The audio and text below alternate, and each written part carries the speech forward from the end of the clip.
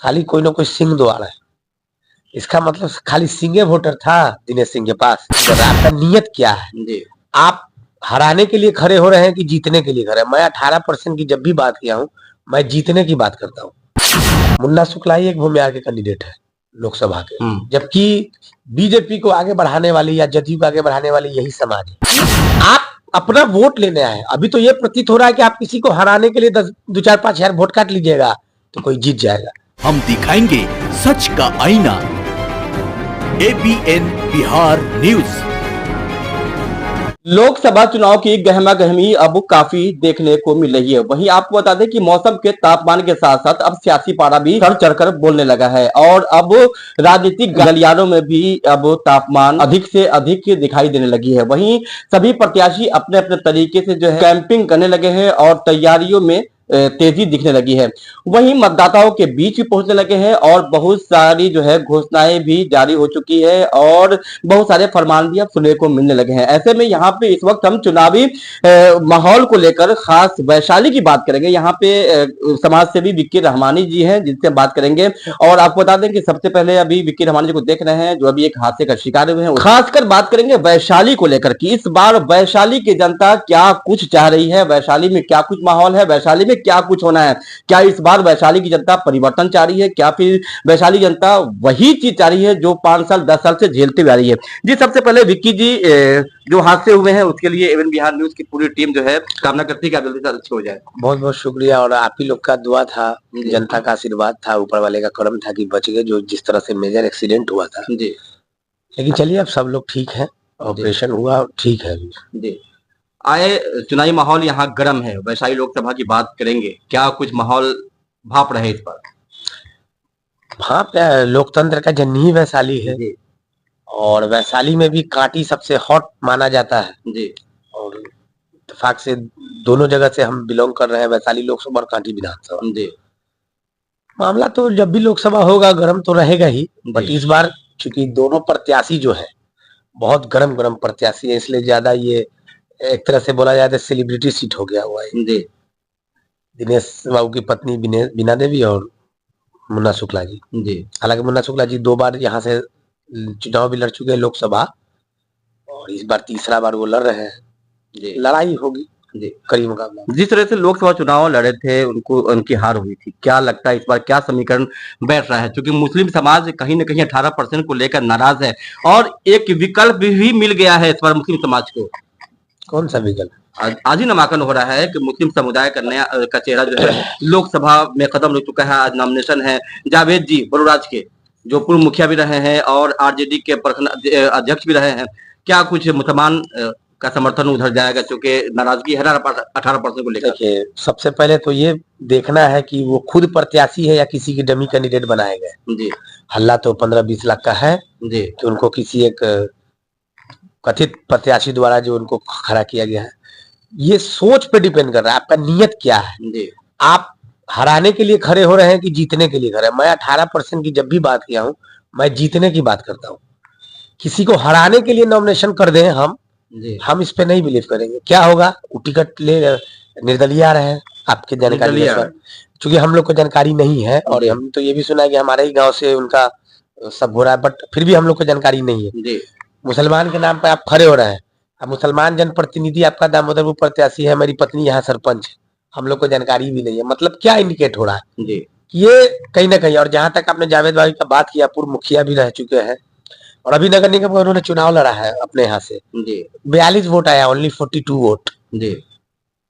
आप पूरा लोकसभा के मुसलमान के रहनुमा बने, ऐसा नहीं होता है। आप आइए, आप आते MIM से, मैं अपने साथ रहता कि आप अपना वोट लेने आए। अभी तो ये प्रतीत हो रहा है कि आप किसी को हराने के लिए 2-4-5 हजार वोट काट लीजिएगा तो कोई जीत जाएगा।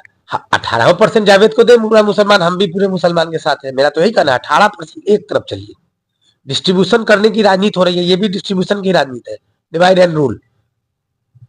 अब वो भाई तो आखिर मुसलमान कोई ना कोई विकल्प ढूंढ रहा था ना। जिस तरह से नाराजगी है 18% को लेकर 2 गो सीट दिया महागठबंधन ने और मुसलमान एक अपना रहनुमा ढूंढ भी रहा था कि भाई कोई मुस्लिम समाज से उठ करके आए तो हम कहीं ना कहीं उसके साथ हैं। अब एक विकल्प मिल गया है तो क्या 18% जाएगा उसके साथ में या फिर जो धाराएं बह रही उसके साथ बहेगी? देखिए 18% हम आपको पिछला 1-1.5 साल से बोल रहे हैं कि ये जब से जातीय जनगणना हुआ है, तब से मैं 18% में बात कर रहा हूँ। आज कोई नया उस पर अमल करने के लिए आप भी नाराज है 18% को लेकर के? बिल्कुल तो हुआ। आप एक तरफ जो है मुन्ना शुक्ला जी भी है मैदान में, तो क्या अब आप किधर है? 18% की तरफ है या फिर आरजेडी की तरफ है? हमने आपको शायद पहले भी मैंने कहा है कि मैं बीजेपी के छोड़ के सबके साथ हूँ जी, और यहाँ विकल्प बीजेपी वर्सेस आरजेडी है जी। तो क्या करें, हम अपने चच्चा से बदला लेने के लिए अपने भाई का तो जान नहीं मार सकते ना जी। अभी हमको 2 दुश्मन चुनना है, तो हम छोटा दुश्मन से अभी लड़ रहे थे, अब बड़ा दुश्मन आया है, तो बड़ा दुश्मन के लिए अभी छोटी दुश्मनी भूलनी पड़ेगी। और 18% जो अभी आपने बात की, मैं फिर कह रहा हूं कि हमारे साथ नाइंसाफी हुई है, और ये नाइंसाफी हुई है, इसका बदला तेजस्वी यादव से लोग विधानसभा में लेंगे। चूंकि देश में मोदी की सरकार है और मुसलमानों को जिस तरह से प्रताड़ित किया जा रहा है, अभी हम अपने नफे नुकसान के लिए या बिहार के 18% की बात करेंगे तो उसमें पूरा देश का मुसलमान पिसा जाएगा। और रहा सवाल कि कोई खड़ा हो गया, तो उससे क्या हो गया? खड़ा हो गया, हम मुसलमान हैं, हम वोट देंगे तभी ना उनको वोट मिलेगा। वो जबरदस्ती आके तो नहीं ले लेंगे हमसे वोट। और मुसलमान को इतना बेवकूफ भी कोई राजनीतिक दल ना समझे, कोई पार्टी ना समझे। मुसलमान बंगाल का है, 30% लगभग है मुस्लिम वहां, एक तरफ देता है टीएमसी को, वहां तो लेफ्ट और कांग्रेस दोनों ऑप्शन है, निर्दलीय में ऑप्शन मुसलमान ढूंढेगा। हाँ, किसी पार्टी से आते हैं, जैसे एमआईएम से आते हैं, मुसलमानों की पार्टी है, हम भी विचार करते कि चलो हम अपना जात का वोट एक तरफ करेंगे, तो बताएंगे तो सही। यहाँ तो आपको हमारे जैसे बहुत लोग मिलेंगे जो आपको नहीं देंगे वोट। आपको अपने क्षेत्र में 42 वोट आया है नगर निगम वाले में, यहाँ कितना ले आइएगा? 2000-3000 वोट, इससे ज्यादा आप नहीं ला पाइए। तो वो 2000-3000 के लिए गाली मुसलमान ही सुनेगा। कल को अगर महागठबंधन के प्रत्याशी को हार जाते हैं, हालांकि ऐसा नहीं होगा, लेकिन हार जाएंगे, अगर आप 5-10 हजार ले आइएगा तो गाली कौन सुनेगा? तो मुसलमान ही सुनेगा। तो ऐसा क्यों करना है जी? तो मतलब कि आप अभी आप आरजेडी के साथ हैं? आरजेडी के साथ नहीं है जी, हम अपने 18% के साथ हैं जी। 18% के जज्बात के साथ है, उनके अगर 18% जो है विपरीत धारा में बह गई, जो एक चेहरा आया है जावेद जी का, हाँ। अगर उधर बह जाती है तो फिर आपका स्टैंड क्या रहेगा? आप हम उधर चले जाएंगे जी। मेरा 18% जिधर रहेगा हम उधर चले जाएंगे जी। तो क्या लगता है 18% को तोड़ने में सफल रहेंगे? हमको नहीं लगता। देश के जो हालात है, देश के राजनीति के हिसाब से मुसलमान इधर उधर नहीं होगा। अच्छा, मुसलमान को क्या करना चाहिए? क्योंकि अभी आरजेडी से बगावत भी लोग है, कहीं ना कहीं नाराजगी भी है, और एक तरह एक विकल्प मिल गया है। अब मुसलमानों को क्या करना चाहिए? मुसलमानों को करना चाहिए कि मुसलमान जिस हुकूमत में रहेगा उसकी सरकार बननी चाहिए जी। पहले तो तुम अपने पसंद का सरकार बना लो, उसके बाद अपना हिस्सा मांगोगे जी। अभी तो मुसलमान का एक ही सीट बिहार में, अगर महागठबंधन का कोई एक सीट जीता है तो मुसलमान ही जीता है, जावेद साहब कांग्रेस से किशन में। पहले तो अपना प्रतिनिधित्व बढ़ाइए तो सही, आप उस लायक तो बनिए। हमारा 18% एकजुट का सवाल क्यों है, मैं यही कहना चाहता हूं कि 18% अगर आरजेडी की तरफ ही चली जाती है तो सरकार तो आरजेडी की बन जाएगी ना, 14, 18, 32 हो जाएगा। 2-4-5% लेना कोई बड़ा बात थोड़ी, सटी जाएगा कोई ना कोई। जिस तरह से भूमिहार समाज का रुझान आरजेडी की तरफ जा रहा, और अभी देखिए आप पूरे तिरहुत प्रमंडल में, शायद हम गलत नहीं होंगे तो मुन्ना शुक्ला ही एक भूमिहार के कैंडिडेट है लोकसभा के पूरे तिरहुत में, जबकि बीजेपी को आगे बढ़ाने वाली या जदयू को आगे बढ़ाने वाली यही समाज है। और इस समाज के साथ कितना बड़ा धोखा हुआ। तो आरजेडी अपॉर्चुनिस्ट था, अपॉर्चुनिटी को ले लिया जी। आज कम से कम 3 जात का समीकरण तो मुन्ना शुक्ला के साथ तो बन ही रहा है ना, भूमिहार, यादव, मुसलमान जी। तो क्या जिस तरह से मुसलमान आरजेडी के साथ है तो भूमिहार समाज होगा आरजेडी के साथ? तो कोई वोटर है बीजेपी का? नहीं, भूमिहार समाज बीजेपी का वोटर है जी, नो डाउट। और बीजेपी को यहाँ तक पहुंचाने में भूमिहार समाज का ही बहुत बड़ा हाथ है जी, इससे इनकार नहीं किया जा सकता है।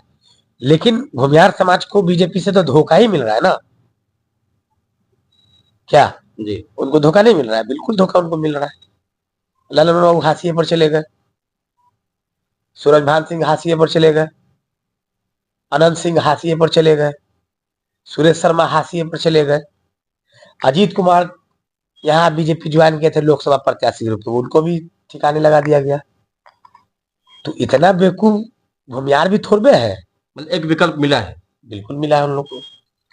सत्ता तो बहुत महत्वपूर्ण चीज होती है। आप अपने समाज का विकास तभी कर सकते हैं जब आप सत्ता में रहिएगा। विपक्ष में रह के कोई आदमी अपने समाज का उत्थान नहीं कर सकता। जी। देखिए और जानेंगे जिस तरह से वैशाली की बात हो रही है, वैशाली में विकास चौतरफा विकास हुआ है, द्वार बना है और यात्री शेड बने हैं, मुरादपुर में जो है फैक्ट्रियां खुली है। किस तरह से इसको हाँकते हैं, किस तरह से इसको देख रहे हैं इसको? द्वार आपने देखा है, खाली कोई ना कोई सिंह द्वार है। इसका मतलब खाली सिंह वोटर था दिनेश सिंह के पास। वो तो अपने वोटर का अपमान कर रहे हैं जो उनको वोट दिया। हम लोग तो नहीं दिए थे, तो हम लोग अपमानित महसूस नहीं कर रहे। मगर जिन अदर कास्टों ने वोट दिया है उसको तो वो अपमान कर रहे हैं ना। और रहा सवाल विकास का, तो पूरे हिंदुस्तान में विकास नहीं हुआ था, वैशाली में क्या विकास होगा? जी। विकास कुछ नहीं हुआ। आपको विकास की बात है, हम तो बार बार ये मुद्दा उठाते हैं रोड का। NH 28 से जो इस देवरिया रोड को जोड़ने का जो रोड है, महत्वपूर्ण रोड है। विकास होता तो पहले यही दिखता ना। शहर से सटा हुआ, मुजफ्फरपुर लोकसभा से सटा हुआ ये क्षेत्र है। जी। विकास कुछ नहीं हुआ, कहीं नहीं कोई विकास। लेकिन जब हम लोग जनता के बीच पहुंच रहे हैं तो ज्यादातर लोग कह रहे हैं कि विकास जो मोदी किए हैं, अब तक किसी ने इस तरह का विकास नहीं किया है। इस तरह की बातें जनता कह रही है। जनता तक तो वही पहुंच रही है ना जो आप मीडिया वाले लोग पहुंचा रहे हैं। जनता अयोध्या जाके देखी है राम मंदिर कहाँ बना है। पहले हम लोग यही सुनते थे कि बीच वाले गुंबद के नीचे राम लल्ला पैदा हुए थे, मंदिर वहीं बनेगी। यही इसी ग्राउंड पर सुप्रीम कोर्ट का डिसीजन भी आया, लेकिन मंदिर तो बनी 3 किलोमीटर दूर। जनता जानती है। तो मीडिया बंधु लोग जो परोसते हैं, जनता वही जानती है। क्या जनता, मैं ये बात बहुत जिम्मेदारी से बोला हूँ, ये बात जो मैंने बोला क्या ये गलत है मेरी बात? क्या उस गुंबद के नीचे से 3 किलोमीटर दूर मंदिर नहीं बनी? तो आस्था के खिलाफ, आस्था के साथ बीजेपी वाले और आरएसएस वाले खिलाफ खेलते हैं। बस जनता तक सही बात नहीं पहुंच पाती है, झूठ परोसा जाता है। यही है विकास है। वो एक कॉमेडी चला था, विकास आया है आपके गांव में? तो एक बूढ़े कहते ना हम तो ना देख ली। वही हाल है, वही हाल। विकास कुछ नहीं है। क्या विकास है? आप इस बार क्या होगा वैशाली? वैशाली परिवर्तन तो मांग रहा है। जी। ये तो सच्चाई है ना कि मनरेगा मैन रघुवंश बाबू के टाइम में जो प्रधानमंत्री सड़क योजना बनी है, जो भी बना, उसके बाद तो कोई विकास। 2 टर्म से यहाँ LJP की सांसद है, पहले रामा सिंह थे, अब बीना देवी थी। विकास तो कुछ हुआ नहीं। जी। अच्छा, एक चीज और देखें कि अब तक जो है लोकसभा जो वैशाली में हम लोग कई सालों से देख रहे हैं कि राजपूत ही की राज रही है। रामा किशोर सिंह हो गए, बीना देवी हो गई, उससे पहले रघुवंश बाबू रहे हैं। इस बार भूमिहार भी है और राजपूत भी है। और क्या लगता है कि फिर भूमिहार भी यहाँ सांसद रह चुके हैं जी, कई वर्षों से अभी हावी है। तो देखिए आप, 90 के बाद राजनीति की स्थिति बदली है जी। अभी जातीय जनगणना में ये पता चला कि राजपूत भूमिहार कास्ट मिला के 7 से 8% है टोटल। मैं तीनों की बात कर रहा हूँ, शायद मैं गलत अगर नहीं। लेकिन मुख्यमंत्री कितने बने, MP कितने बने, MLA कितने बने? तो पहले की राजनीति जमींदार परिवार के लोग करते थे, बड़े लिखे पढ़े लिखे लोग करते थे। वो तो 90 के बाद मंडल कमीशन के बाद बिहार की स्थिति राजनीति की बदली है। आज जो लोग भी हम लोग के सामने या अपर कास्ट के सामने खड़े हो रहे हैं या हम लोग बोल पा रहे हैं, ये अनडाउटफुल, मैं बिना किसी झिझक के बोल सकता हूं, ये लालू यादव का देन है। जी। आज नीतीश कुमार भी मुख्यमंत्री है, इवन कि मोदी जी प्रधानमंत्री हैं, तो ये लालू यादव के देन है।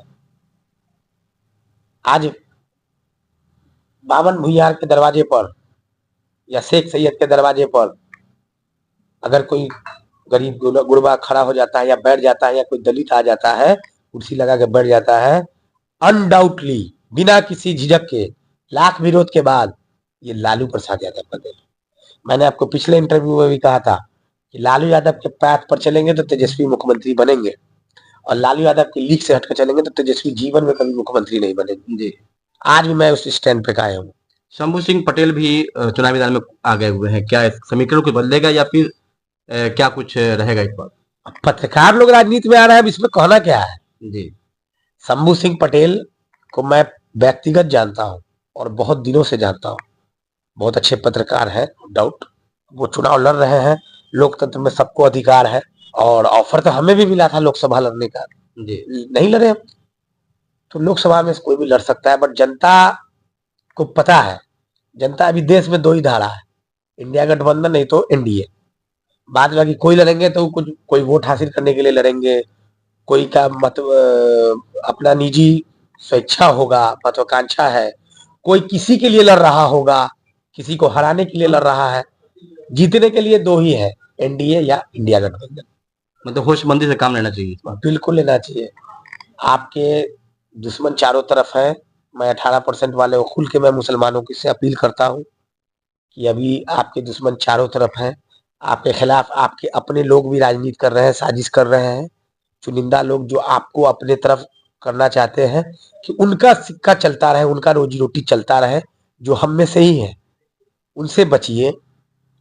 रहा सवाल लोकसभा और विधानसभा, पूरे हिंदुस्तान में वो माइंड अलग होता है।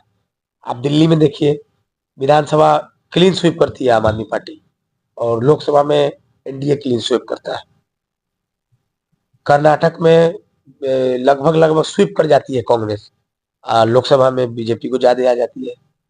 तो केंद्र की राजनीति और राज्य की राजनीति दोनों अंतर है। आप राज्य की राजनीति से शुरू कीजिए, तब केंद्र तक पहुंचेंगे। स्टेप बाय स्टेप चलना पड़ेगा। तो जैसा कि बात कर रहे थे समाज सेवी विक्की रहमानी जी से, जिनका कहना है इस तरह से मुसलमानों को एक विकल्प मिला है, 18% को लेकर जिस तरह से नाराजगी है, तो इस बार जो है मुसलमानों को जो है सोच समझकर अपने मत का प्रयोग करना चाहिए, अपने मत का इस्तेमाल करना चाहिए। क्योंकि विक्की रहमानी जी खुले तौर पर कह रहे हैं कि जिस तरह से जो है कई चेहरे आ रहे हैं जो सिर्फ वोट काटने का काम करेंगे, तो इस बार जो है मुसलमानों को सोच समझकर वोट करने की जरूरत है। तो इसी तरह की खबर देखने के लिए बने रहे हमारे साथ। फिलहाल इजाजत, अपने सहयोगी रिजवान अली के साथ, धन्यवाद।